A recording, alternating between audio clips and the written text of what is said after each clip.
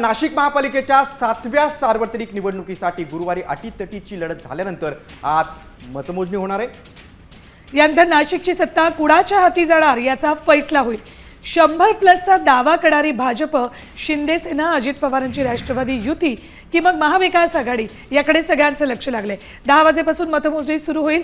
पहिला निकाल साधारण 1.5 तासात अपेक्षित आहे। 600 निवडणूक कर्मचारी आणि 3000 पोलीस बंदोबस्त तैनात करण्यात आलाय।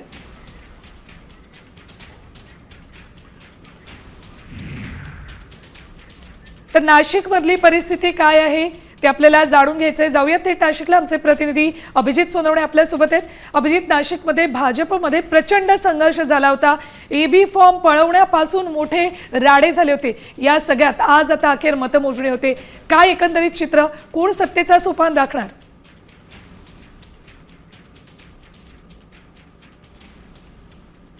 सुवर्ण, अगदी महापालिका निवडणुकीच्या तोंडावर भाजपमध्ये इतर पक्षातून अनेक इनकमिंग करण्यात आले, त्याच्यामुळे भाजपचे जे निष्ठावंत आहे त्यांचा रोष ओढवून घेण्यात आलेला होता। त्यामुळे एबी फॉर्मची पळवापळवी असेल, अंतर्गत संघर्ष असेल, अशा सगळ्याच गोष्टी ज्या आहेत त्या मागच्या काही दिवसांमध्ये आपल्याला भाजपमध्ये बघायला मिळाल्या। मंत्री गिरीश महाजन यांनी आगामी सिंहस्थ कुंभमेळ्याच्या पार्श्वभूमीवर नाशिक महापालिकेची निवडणूक प्रतिष्ठेची केलेली आहे। 100+चा नारा देण्यात आलेला होता आणि त्यासाठीच विजयाची निश्चिती असणाऱ्या अन्य पक्षातल्या उमेदवारांना देखील भाजपमध्ये निवडणुकीच्या तोंडावर प्रवेश देण्यात आले, त्यांना तिकीट देण्यात आलेले होते। मात्र या सगळ्या घडामोडींनंतर भाजपमधले निष्ठावंत काहीसे नाराज झाले।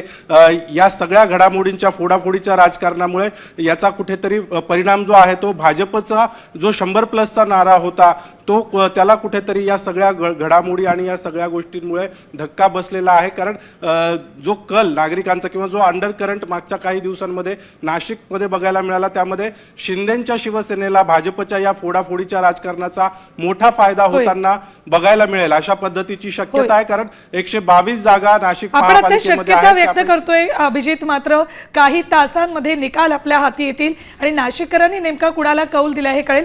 तुर्तास धन्यवाद संपूर्ण माहितीसाठी।